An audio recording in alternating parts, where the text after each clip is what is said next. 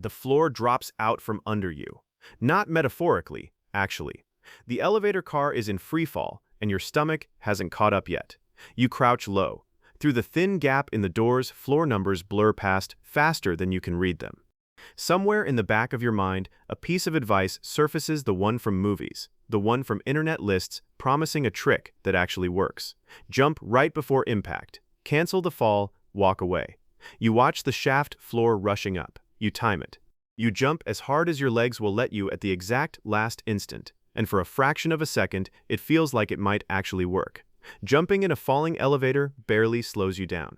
You still hit the ground just as hard. That's the whole trick dismantled in one sentence. But the reason it fails is worth sitting inside, because the numbers behind it are more brutal than the myth ever admits. Here's what your body doesn't register while it's falling. You and the elevator are moving at exactly the same speed. That's the entire reason you feel weightless. Nothing is pressing you against the floor because nothing is holding you back from falling at the same rate as everything around you. Gravity doesn't care what you're inside of. It pulls the elevator car down. It pulls you down. Both at the identical rate, gaining speed with every meter of the drop. By the time that car has fallen just 5 floors, roughly 15 meters, it's already moving at about 17 meters per second. That's around 61 kilometers an hour. Comparable to a mid-speed car crash, the kind that puts people in intensive care or morgues, not the kind anyone walks away from casually. Now think about what a jump actually gives you. The best vertical leap a trained human being can produce generates roughly 3 to 4 meters per second of upward speed. That's it. That number doesn't change no matter how scared you are, how much adrenaline is flooding your system, or how badly you want to survive. Muscle power has a ceiling, and fear doesn't raise it. Olympic-level athletes tested under laboratory conditions with force plates and motion capture max out in this same narrow range. Desperation doesn't unlock hidden reserves of leg strength that training and genetics didn't already put there. So here's the math nobody wants to hear in the middle of a crisis. Subtract your best jump from an impact speed of 17 meters per second, and you're left with something like 13 to 14 meters per second. Still catastrophic. Still deep in the range that kills people on contact with a hard surface. Sit with that gap for a second. The mismatch here isn't close. It isn't a matter of technique or timing. A falling elevator gains speed continuously over the entire distance of the shaft. A human leg muscle, no matter how well trained, generates a fixed, small burst of force that never scales up with how urgent the situation feels. The elevator has gravity working for it, relentlessly, for every single meter of the fall. Your legs get one shot, one burst capped by biology, spent in a fraction of a second. This is where kinetic energy makes the trick even worse than the raw speed numbers suggest. Energy from an impact doesn't scale with speed in a simple one-to-one way. It scales with speed squared. That means a modest reduction in velocity produces an even smaller reduction in the actual force your body absorbs on impact.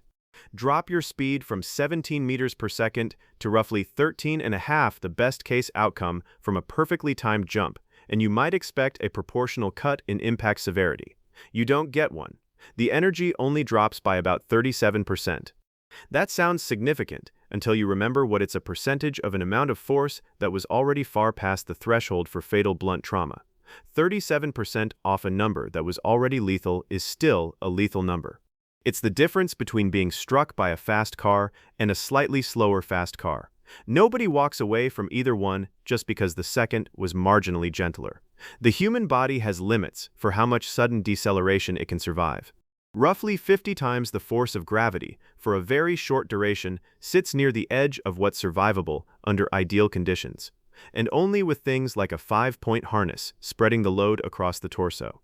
A freefall impact against a hard, unforgiving shaft floor produces forces many times beyond that threshold jump or no jump. There's no harness inside a falling elevator car. There's no padding engineered to spread that force across a larger area or a longer span of time. There's a floor and a body moving toward it at lethal speed and a few centimeters of empty air where the deceleration has to happen all at once. There's a second problem buried inside the myth one that has nothing to do with velocity at all: timing. Try to imagine actually executing this jump correctly. You're inside a violently shaking metal box disoriented with only a narrow gap in the doors, giving you any visual reference to the floor rushing toward you. You have to jump at exactly the right fraction of a second, not a moment early, not a moment late, with your muscles firing at maximum output under conditions specifically designed by panic and chaos to make precise motor control nearly impossible. Elevator cars in genuine freefall don't drop smoothly. They shudder against guide rails buffet against air resistance inside the shaft and disorient anyone inside enough to make standing upright difficult, let alone timing a maximal vertical leap to a fraction of a second. Even the theoretical best-case benefit of the jump assumes perfect timing under perfect conditions. Real freefall doesn't offer either. Miss the timing by even a tenth of a second in either direction, and the small benefit disappears entirely. Jump too early, and you're back to falling at full speed before impact. Jump too late, and your legs are still compressing for the leap when the floor arrives. A viewer might reasonably push back here. Even a small reduction in impact force should improve survival odds somewhat, shouldn't it? In situations closer to the survivability line, sure, small margins matter enormously. A few kilometers per hour can be the difference between a broken leg and a fatal injury in a car crash happening near that threshold. But this isn't a situation near that line. A 17 meter per second impact against a solid floor isn't sitting at the edge of survivable. It's deep inside the zone where blunt force trauma is essentially certain, and shaving off a modest percentage of that force doesn't pull the outcome back across the line into anything resembling safe. You'd need to cut the impact speed by something closer to 2/3, not by a fifth, to meaningfully shift the odds, and no human jump gets anywhere near that. The scale of the mismatch here isn't unique to elevators. Picture trying to slow down a moving train by walking backward on it. Your walking speed is real, it's measurable, it does something in isolation. But relative to a speeding train from the outside, you and the train are moving at essentially the same catastrophic velocity regardless of which direction your legs are moving. A bystander watching from a bridge overhead wouldn't be able to tell the difference between the walking passenger and one standing still. Or picture pushing upward on a boulder for the last inch of its fall, trying to arrest a drop that's been building momentum the entire way down. Your push is real force applied in exactly the right direction at exactly the right moment.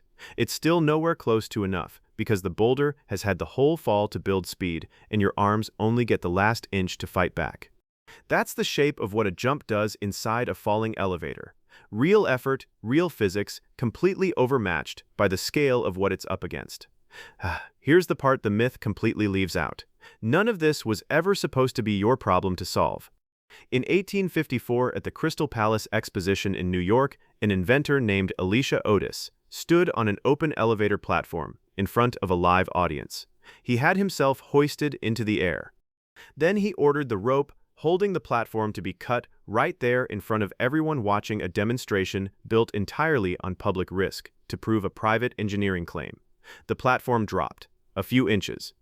Then it stopped, completely held by a mechanical safety brake Otis had built into the platform itself. The rope was gone. The platform stayed exactly where it was suspended by nothing but a spring-loaded clamp gripping the guide rails. That demonstration didn't just impress a crowd. It launched the entire passenger elevator industry as something people could trust with their lives. Before Otis, tall buildings were largely impractical because nobody wanted to ride a box held up by a single rope with no backup plan. After Otis, elevator travel became something ordinary people did without a second thought dozens of times a day, without ever considering the physics keeping them alive. Otis had solved the problem more than a century and a half before anyone ever needed to consider jumping inside a falling car. Modern elevators carry that same solved problem forward, just with far more redundancy built in. Centrifugal governors detect overspeed and trigger mechanical brakes that clamp onto guide rails within milliseconds. Buffer springs sit at the bottom of every shaft designed to absorb the residual energy of any fall that does happen, even a fall the primary brakes somehow failed to stop. Multiple independent systems back each other up specifically because engineers decided over a century ago that a real, uncontrolled freefall to the bottom of a shaft was too catastrophic to leave unsolved by chance or human reflexes. This is the point the myth quietly skips past. The entire engineering philosophy behind elevator safety assumes total freefall should never occur at all, not that it occurs and a passenger jumps their way out of it.